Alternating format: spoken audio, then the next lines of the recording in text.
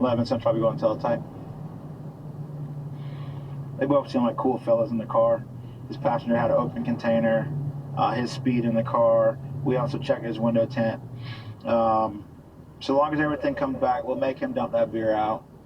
And then we'll cut these guys out here. Look like they having a little guys' night out. So we'll try to get them back to it here in a moment.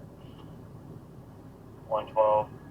All right, let's go to Bernalillo. Remember the guy earlier who had the warrants? He owed something like $700+. Well, he's apparently paid that money now. Remember, he called his mom.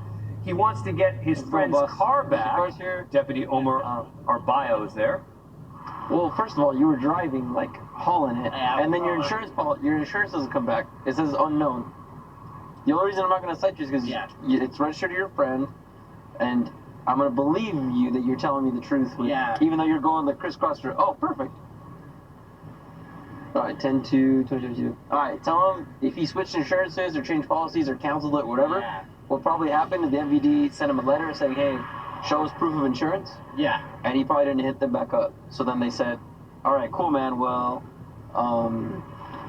they probably were just like, whatever, like, I know what we're just going to suspend you. I have that right now on my vet. They're trying to say that I can't insure it because it's registered in one account. Oh. And I can't insure it because it's under my name and I live here in the residence. That's so weird. Yes. I never heard that one. I got pulled over for a cop and like I told them the whole situation and that made it working.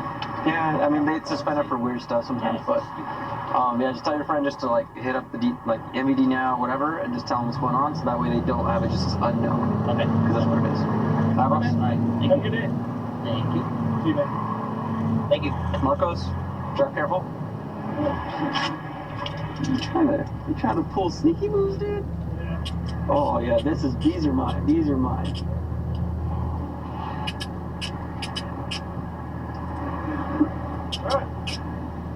Tonight, brother. Let's go back to Daytona Beach, back to Sergeant Marcus Booth, and he was seemingly prepared to just give a little warning. All right, listen, that's a $116 ticket for that beer. So here's what I'm gonna do. Dump that little raggedy beer out. I'm gonna save you some money, okay? Thank you, man. Yeah, here. Dump your little raggedy beer out. No, that's a nasty beer anyway. Huh? What you drinking? I can't tell you. You might start trying to drink it. I am gonna start drinking. No. That's a regular beer. You drink good. Yeah, no.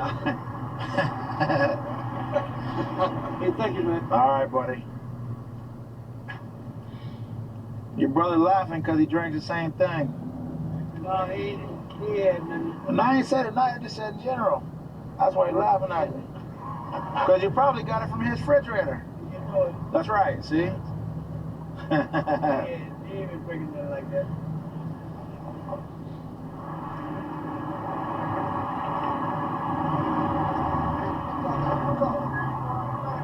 Say what? Nah, man, they said they seen y'all two players out here with the little fitted caps on. Out here for a hot Friday night. They want to get y'all boys. Huh? Just came from the house, bro. So y'all boys looking too slick. I'm saying, coming out of the house, just rolled through.